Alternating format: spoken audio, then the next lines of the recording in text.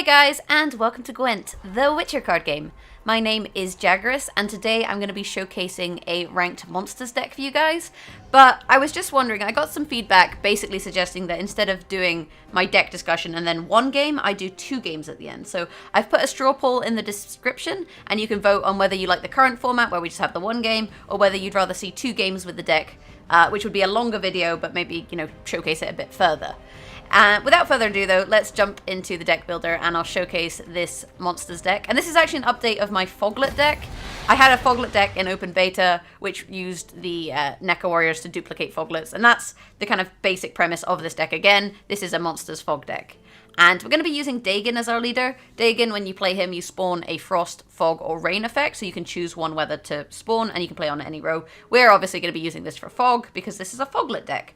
And the way Foglets work is when you play Fog, a Foglet gets summoned or resurrected. So whether it's in your deck or your graveyard, all your Foglets that you have will get pulled out of your deck / graveyard onto the board on the row opposite the row on which you apply Fog. However, if that Fog gets removed, then your Foglets will be despawned. So they'll be out for as long as the Fog is out, basically. Then we have our Neca Warriors, and when you play these, you choose a bronze ally, and you create 2 base copies of it at the bottom of your deck. So what you can do is use Fog to play all your Foglets, then use your Neca Warriors to make more Foglets. So then on subsequent rounds, when you play more Fog, you get more Foglets, and it's a bigger power swing. And this is the deck here. So in terms of our golden cards, we have Woodland Spirit. Deploy, spawn 3 Rabid Wolves, and apply Fog. So this will basically generate 3 1-strength units. And Fog, which means it'll also pull all of your Foglets. So you get 8 strength based on the Woodland Spirit and the Wolves, plus however many Foglets you have. So this could be 6 plus strength, basically, and a Fog effect. So this is a really nice golden card, synergizes really nicely with this deck. We also have Yennefer the Conjurer. Yennefer the Conjurer, on the turn start, she damages the highest enemy or enemies by 1. So she's basically whittling down the strongest unit by 1 point each turn. And this is really nice because if more than one unit has the same amount of strength, then Fog hits both of them, because Fog, at the start of the turn, damage the highest unit or units on the row by 2. So if you can use Yennefer to whittle down the strength of the strongest unit so it's the same as, the next strongest, at that point they'll then both get hit by Fog and both get hit by Yennefer. So you can kind of slowly but surely whittle down the units and get more value out of your Fog if you run Yennefer. Then we have Geralt and we have Ciri, and these are both legendaries that just kind of fit into any deck. Ciri, at the round end, if you're losing, so if you've lost the round, then you get her back into your hand. So she's a card that you can use, play on a round that you intend to lose to gain card advantage, or you can play her to try and encourage your opponent to pass because they know that you'll gain card advantage and they don't want that. So she's kind of multifaceted. And then we have Geralt Igni. Deploy, destroy the highest unit or units on the opposite row if that row totals 20 or more power. This card just comes in handy quite a lot. It's good for burning big targets. And there are some big targets in Gwent. People often end up with very strong units, and this is just good for removing them. On to our silvers, we have our 3 crones, Crone Brewis, Weavis, and Wispus. So these, if you play 1 crone, then it will actually draw the other 2 out of your deck. So when you're mulliganing, you're looking to hold on to 1 crone and no Foglets, basically. But because we now have a second mulligan on round 2 and round 3, if you end up with 2 crones, it's not such a big deal because you can then mulligan the one you need rid of, on the next round. So that's kind of okay. But it is something to just be aware of in this deck. You have to be very careful with your mulligan and with these cards because they can cause you a little bit of strife. We then have Water Hag. When you play him, he either spawns Clear Skies, Lacerate, or Torrential Rain. So you can use him to remove weather effects. Alternatively, having a Lacerate is really nice. Lacerate does 3 damage to any unit on a row. We actually have another one of these in the deck. Or Torrential Rain, which is not really that useful in this deck. Well, it's another weather effect, but typically you'll already have Fog out. This is more for the Clear Skies or the Lacerate. And the 3 points attached to him. Then we have Frightener. Deploy, draw a card, including golds, move adjacent units to a random row on the same side. So this is a spying unit. It's disloyal. It has this negative red eye, basically. And this, you play on your opponent's side, and you can actually use it to move adjacent units, try and move them into Fog. But also, you can then play it and you draw a card. So it's a good card to play when you intend to lose a round to gain card advantage. Because by playing it, you draw a card, so that's a net loss of no cards, basically. Similar to Ciri, these are nice cards to play when you need card advantage. And last but not least with our silvers, we have Commander's Horn. I like Commander's Horn in this deck. When you play it, you boost 5 adjacent units by 4. And because you're likely to have at least 5 foglets, they're a really nice option to then boost with your Commander's Horn and gain strength. And now you might be saying, but then doesn't that, open them as a target for stuff like Igni or Scorch? Well, it can, but I also like to run 1 Madroim in this deck, and when you play this, you can reset a unit and strengthen it by 3, or reset a unit and weaken it by 3, depending on whether you play this on a friendly, well actually depending on whether you pick mutagen or spores. So what I like to do is pick the mutagen and buff one of my foglets so its base strength is increased by 3, which means that whenever I spawn foglets, one of them will be stronger, and because I have that 1 strong foglet, it protects all the other foglets from damage from your opponents. We then, of course, have a couple fogs. We have the 2 fogs here, we have the Dagon fog, and we have the Woodland Spirit fog, so we have 4. I mean, if you feel like you need more fog, you could potentially swap out 1 Clear Skies for another fog, because we have the Clear Skies on Water Hag, but I prefer to run 2 Clear Skies and Water Hag to give us 3, and then the 4 fogs. I feel like that's, consistent enough for my liking. But again, it comes down to personal preference, and you can tweak these a little bit. The last card we have here is the Seleno Harpy. Deploy, spawn 2 Harpy eggs to the left of this unit. So you play this out, it's got 5 strength. And then what it does is it spawns 2 1-strength Harpy eggs. And when these are consumed by another unit, you boost that unit by additional 5. But we ain't doing no consuming here. There's no consuming going on. Because what also happens is Death Wish spawn a Harpy on a random row. So you spawn these 2 eggs, and then if the eggs die, you get extra Harpies. So these are really nice to play on rounds 1 and 2, because all of your cards get removed from the board at the end of the round, which means those eggs would then turn into extra Harpies for the next round. So this just gives you a few points to kind of carry across into the next round. But that's more or less it for the deck. If you like the deck, hit that thumbs up button. I'm going to jump into a game now and showcase the deck in action. We've hammered enough. Let's get to work. Okay, so we're up against Bruvahug and Scoia'tael. Scoia'tael can be annoying because they have a lot of special card draw, which means it's quite easy for them to find their first lights. In terms of our mulligan, we've got 1 Crone, which is really nice. We've got a Foglet, we're going to mulligan that. We obviously don't want to find any more Foglets. We've got a Neca Warrior, which is good. We've got Madroim, which is good. We've got 1 Fog, which is good. We've got Yennefer, which is good. Like, this is quite a nice hand.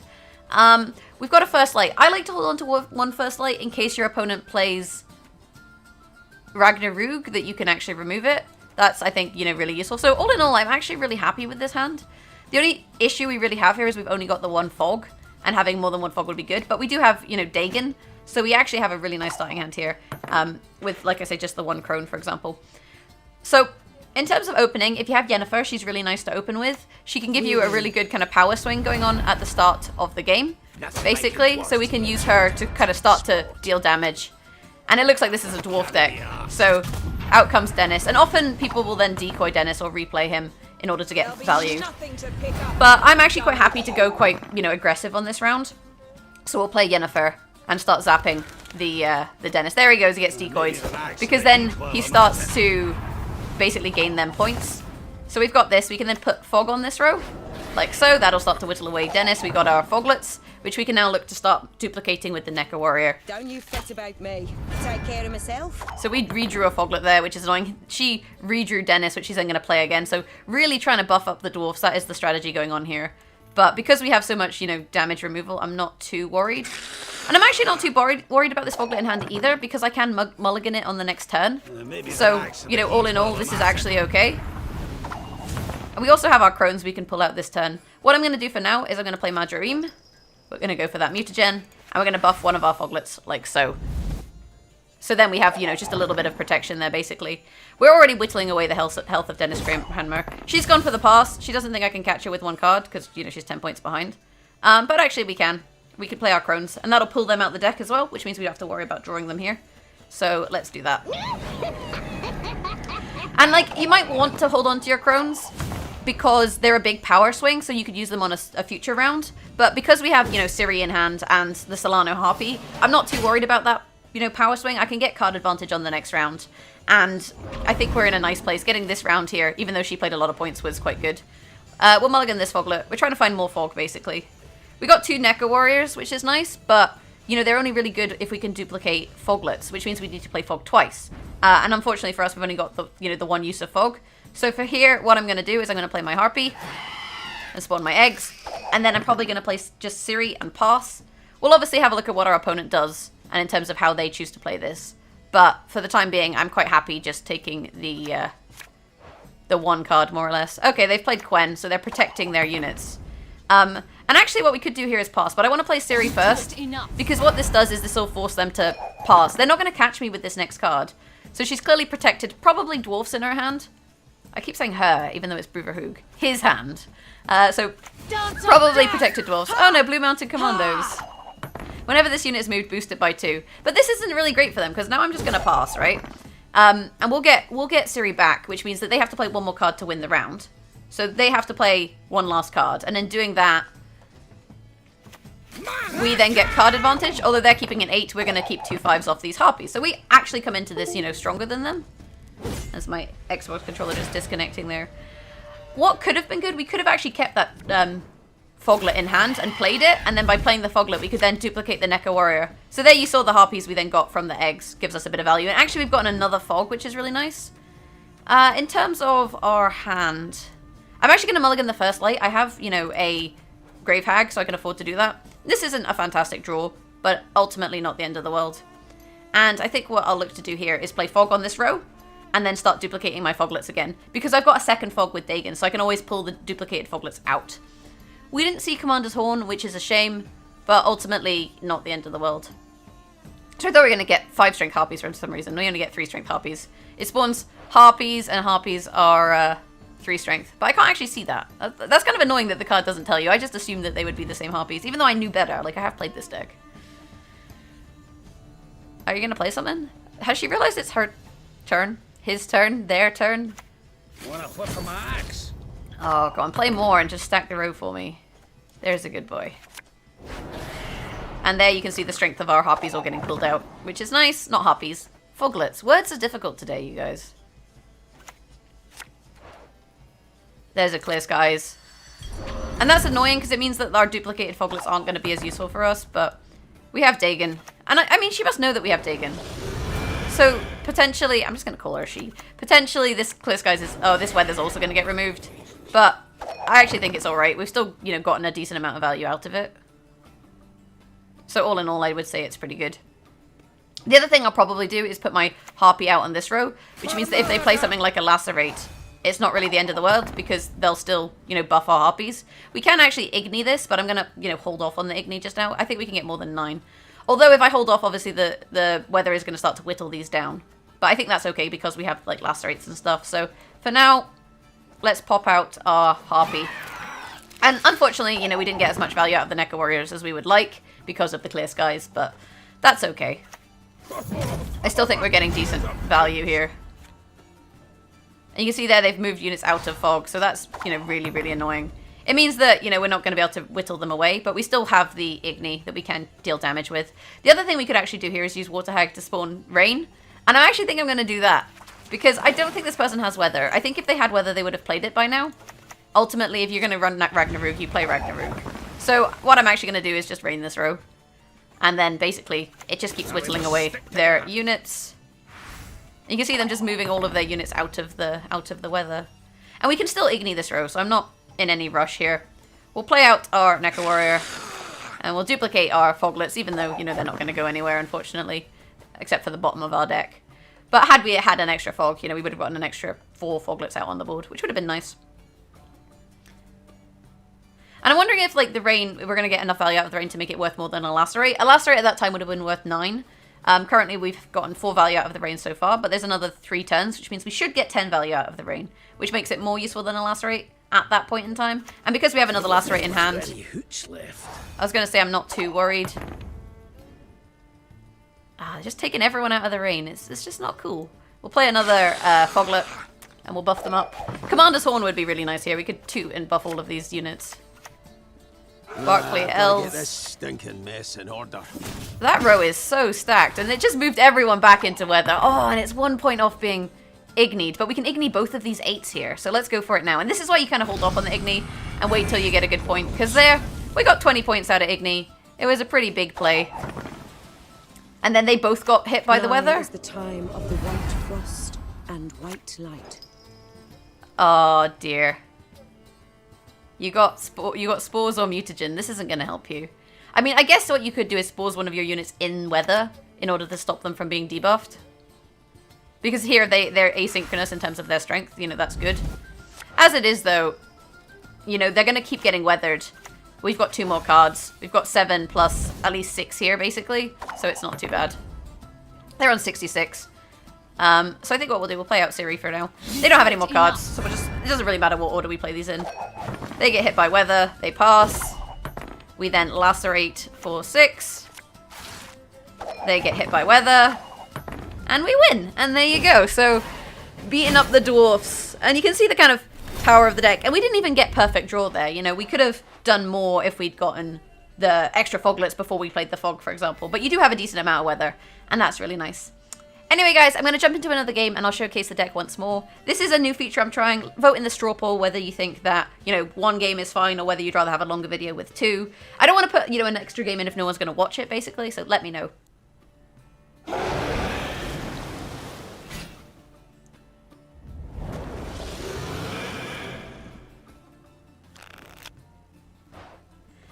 Okay, so we are up against Dagon, so we're definitely going to keep hold of First Lights if we have them. We've got 1 Crone, which is nice. We've got a Harpy. We've got a Foglet we can get rid of, because we obviously have Fog. Yennefer, Woodland Spirit, Ciri, extra Fog. I don't think we want to keep both First Lights, although we are going to be up against Weather. So maybe we do hold on to them just to make our lives a bit easier. The one thing I would like to see here is a Neca Warrior, which we're not currently seeing, in order to start getting those Foglets duplicated. So do we mulligan a First Light? This is the question. We know we're going up against Dagon, so it's gonna be Weather. So maybe we don't. Maybe we just hold off and don't duplicate our Foglets. You kind of have to make a judgment call here. That's basically what's going on. And, you know, if we'll see if it turns out to be the right judgment. I think it's okay. We can always duplicate Foglets in the next round. We do have 3 Fogs in here, for example. So I'm going to open with Yennefer. There'll be nothing to pick up when There I'm she done is. with you. Basically, just pop her on the board and start to kind of whittle away units. The earlier you get her out, you know, the more points you get from her, because the more damage she can do. So we can get the Yennefer out. And it also means that our opponent isn't playing reactively into us yet. So it means that they have to do something here. What did they do? They played Quen. Okay. Fair enough. So then we'll pop our Harpies out. Get our eggs out. And these are nice because it's just giving us some points going into the next round, which is a good option. And potentially what we could do here is we could play Ciri and then just pass. You know, we have a decent number of points ahead of them, and that kind of forces them to play catch up if they want to.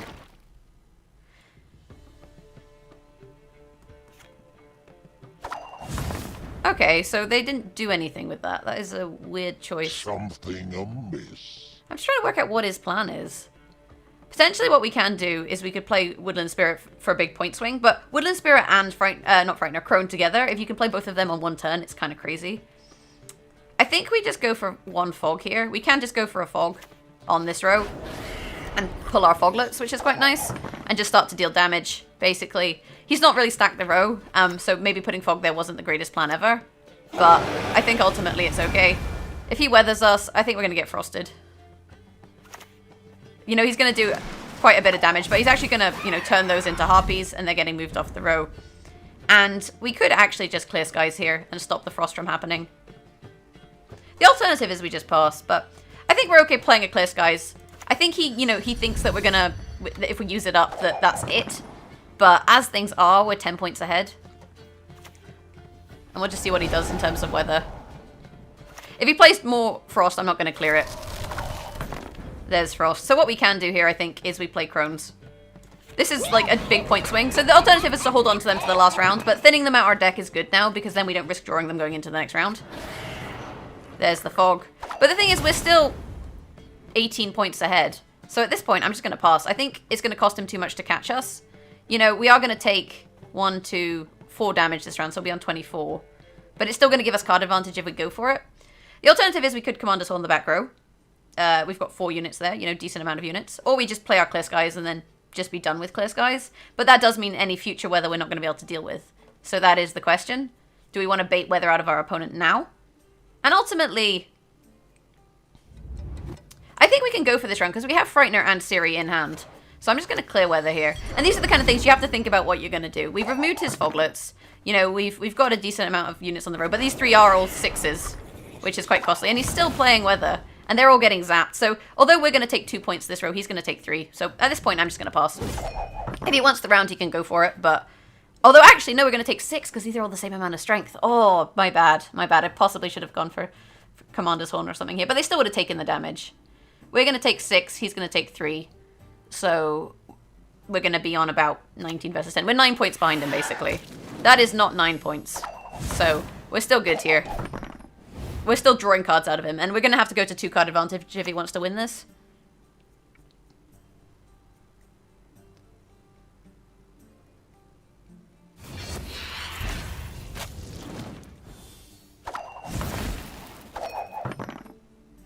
And it would have been good to play Ciri this round. But the one thing is, I didn't think he was going to go for it. I thought he was going to pass, so then we could have played Ciri next round. But as it is, you know, Ciri is still 7 points. She's still not bad. We got a duplicator, thank God for that, and another harpy. This is actually a good hand, because we can put the eggs out and get the fog out, duplicate them with the neckers, and life is pretty good. So I'm actually, you know, pretty happy with this hand. The only thing is, I maybe should have mulliganed the Frightener, because we did just lose a round. That probably would have been a smart thing to do now that I think about it. But it's okay. I mean, they're keeping 9, but they then still have to play units here. There's a harpy. So we'll go with Dagon. And I think I'm going to fog the back row. Basically, I could fog this row, but, you know, I don't really want to trigger his eggs now, because this is going to make this round harder for me. We'll have our own eggs going into the next round, so that's good. And we can just start to damage the Ekamara and get value out of our fog. And if he passes here, what we can just do is play the Harpy, or play the, sorry, the Neca Warrior and then pass. Because he might, you know, hatch my eggs for me. And he's going for consume strats. This is okay. So what we'll go for here, duplicate the Foglets. So now we've got more, which means on the next round we can then Commander's Horn them and have, you know, a whole stack of Foglets, which is nice. This Ekamara chaining is kind of annoying. We'll go for our Harpy here, I think. This is actually going to be quite tough. I'm going to put the Harpy in the back row, because then I have the option to toot this row for full power this round, rather than the next round, which would be quite good. He's keeping a 10 going into the next round, which is kind of costly for us. And there's the pass. So we are 12 points behind, which means we can just do this. And there we go, we've caught up. This is gonna not eat anything. He's keeping a 10 going into the next round, which is annoying, but not the end of the world. We can mulligan our Frightener here. It turns out we didn't use it. We got card advantage by just passing. So this isn't gonna be that useful for us. Ciri is 7 points. You know, she's okay. She's not amazing. A Harpy is not a great draw, but it's not the end of the world. And there's another Fog. Double Fog is actually quite good for us here. So what I'm gonna look to do is just get that fog out and hit my opponent, and you'll see there all of my foglets get pulled out, all 10 of them, or 10 points of them. There's not 10 foglets, but 10 points worth of foglets, which is nice. And we're going to start to deal damage to this Ekamara. And then when they play units on a different row, we can then apply fog to that row too, which is also pretty nice. So we know they've got a crone in hand. We know they've got a crone in hand because of how they played this. So they've got a crone and one other unit. We'll pop our Woodland Spirit out here and fog the opposing row. And this is obviously going to hit both of those because they have the same amount of strength. There's a Harpy. So this last card is 8 points. We have a Harpy in hand, which is 7 plus another 7. So we win. And we know that we win here. Our Fog especially is just whittling him away. And you can see that this person didn't run or didn't find Clear Skies. And that's why you kind of want a couple of them in your deck, because then when these kind of situations do spring up, that things aren't too bad. And I also think that they played all of their weather on the first round instead of holding some back, whereas we were kind of conservative with how we played our Fog, and ultimately it allowed us to win the game. So we'll send a GG. But yeah, that's more or less it for the deck. I know some people like to run cards like Becca's Twisted Mirror in this deck, for example. That swaps the strongest and weakest units on the board. Because you have like your 1 strength wolves and your 2 strength foglets, typically, you know, you're going to have the weakest unit. But I think it's too reliant on them having the strongest unit. And personally, I like this kind of situation with the build. Another card people like to run in the Foglet Frenzy deck is Drowners. So Drowners, you play on a row and you move a unit onto that row on the opposite side. So you can basically use that to move units back into Fog. You saw that the Dwarf deck was moving a lot of units out of the weather. But if you're running Drowners, which I think are all the way at the end here, if you're running Drowners, then they basically help you with that. So potentially what you could do is maybe take out 1 Harpy and take in a Drowner, you know, maybe take out this Lacerate because you've got one on Water Hag and put in a Drowner, or one of the Clear Skies, depending on more or less how you want the deck to be. But this is how I like the deck. This is the Foglet Frenzy deck. And like I say, if you like this deck, hit that thumbs up button. Let me know in the straw poll if you prefer, you know, one match or 2 matches in the videos. Beyond that, have a fantastic day. Thanks for watching, and hopefully I'll catch you guys in the next one. Bye!